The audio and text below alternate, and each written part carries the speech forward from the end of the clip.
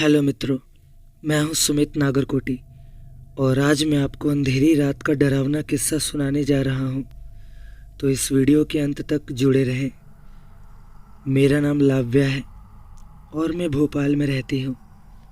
तबीयत ठीक ना होने की वजह से पिछले कुछ हफ्तों से मैं अपने घर में ही रह रही थी। एक शाम को जब मैं अपने बेडरूम में थी तभी मुझे लगा कि मैंने नीचे से किसी के चलने की आवाज़ सुनी। मुझे लगा शायद माँ ने कुछ गिरा दिया होगा। कुछ देर बाद मैंने फिर से उसी तरह की आवाज़ सुनी।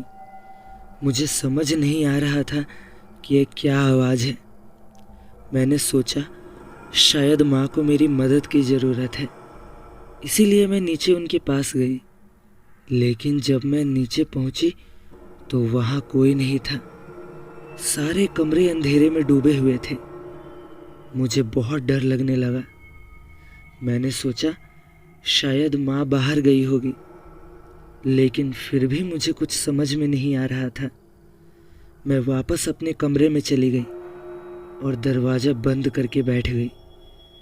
कुछ देर बाद मैंने फिर से वैसी ही आवाज़ सुनी। मेरा शरीर एक अनजाने भय से सिहर उठा। मुझे लगा कि शायद कोई अजनबी घर में घुस गया है। मैं बहुत डर गई और मोबाइल से माँ को कॉल करने की कोशिश की, लेकिन नेटवर्क नहीं था। अचानक लाइटें चली गई और सारा घर अंधेरे में डूब गया। मेरी सांसें तेज होने लगी। मुझे समझ ही नहीं आ रहा था कि क्या करूं। मैं डर से कांप रही थी।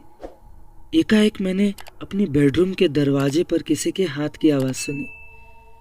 कोई मेरे कमरे के अंदर घुसने की कोशिश कर रहा था। मैं चिल्लाने ही वाली थी कि अचानक दरवाज़ा खुल गया और एक काले साए ने अंदर प्रवेश किया।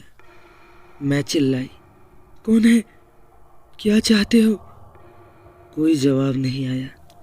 वो भयानक साया धीरे धीरे मेरी तरफ बढ़ने लगा। मैं डर से उठकर वहाँ से भागने की कोशिश करने लगी, लेकिन मेरा रास्ता उस काले साए ने रोक लिया। मैं बेहाल होकर चिल्लाने लगी, हेल्प मी, कोई बचाओ मुझे। तभी अचानक से लाइट आ गई। मैंने देखा कि वो तो मेरी माँ थी। माँ ने कहा, बेटा डरो मत, मैं हूँ। मुझे बड़ा आश्चर्य हुआ। मैंने पूछा, माँ आप यहाँ क्या कर रही हो?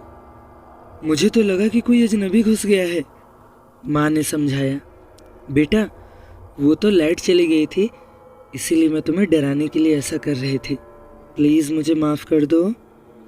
मुझे बहुत गुस्सा आया। मैंने कहा, माँ ये मजाक करने का सही तरीका नहीं है। मुझे सच में बहुत डर लगा था।